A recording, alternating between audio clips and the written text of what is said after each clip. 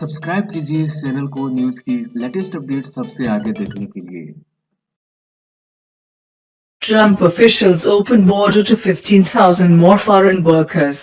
The Department of Homeland Security on Monday announced a one-time increase of 15,000 additional visas for low-wage seasonal workers for the remainder of this fiscal year, a seeming about-face from President Trump's higher American rhetoric, following heavy lobbying from fisheries, hospitality and other industries that rely on temporary foreign workers. The increase represents a 45% bump from the number of H-2B visas normally issued for the second half of the fiscal year, said senior Homeland Security officials in a call with reporters. The visas are for workers taking temporary jobs in the seafood, tourism, landscaping, construction and other seasonal industries but not farm laborers. Businesses can begin applying for the visas this week, but must first attest that their firms would suffer permanent irreparable harm without importing foreign workers. They will be required to retain documents proving that they would not otherwise be able to meet their contractual obligations,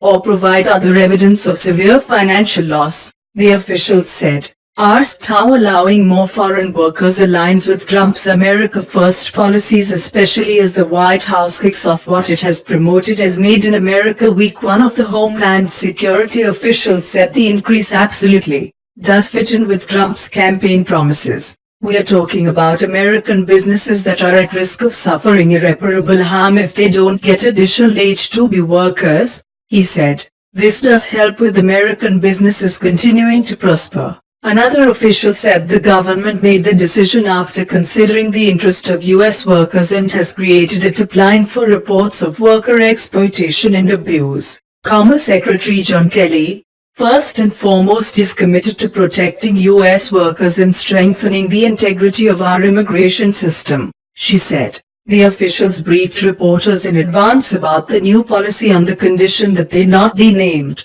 Businesses' petitions will be reviewed on a first-come, first-served basis, and granted without regard to industry type, geographic location or firm size, the officials said. Given that the summer is half over and that normal processing time takes 30 to 60 days, the officials recommended that businesses pay the $1,225 fee for expedited processing within 15 days. But the increase may come too late for some Virginia seafood processing plants that pick crab, shuck oysters and pack bait, said Mike Hutt, executive director of the Virginia Marine Products Board, which represents the state's seafood industry. This could be light at the end of the tunnel, but here we are in July, and some of these companies still don't have workers, Hutt said.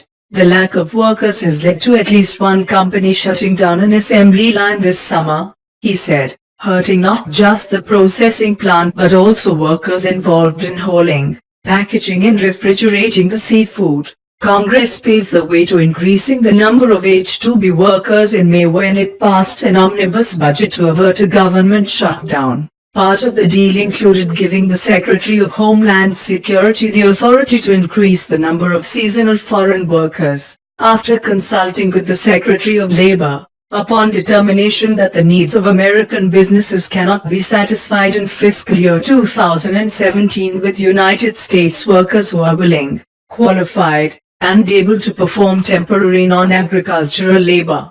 Farm workers enter the U.S. under a different visa, known as the H-2A. Current law limits the number of such visas issued to 66,000 a year split between the two halves of the year. The cap has already been reached this year. Visas for more than 120,000 positions have been requested so far in fiscal 2017, according to Department of Labor statistics. The seafood industry, which began its hiring season in April, competes with other industries, such as landscaping and tourism, that rely heavily on temporary summer workers. The H-2B program previously drew strong bipartisan support because lawmakers have a vested interest in supporting their home state industries, whether it's crab picking in Maryland, ski resorts in Colorado or logging in Washington. But some senators have criticized their colleagues' efforts to bypass public debate about changing immigration law, Other critics dispute that there really is a labor shortage in the industries that rely most on the seasonal guest worker visas,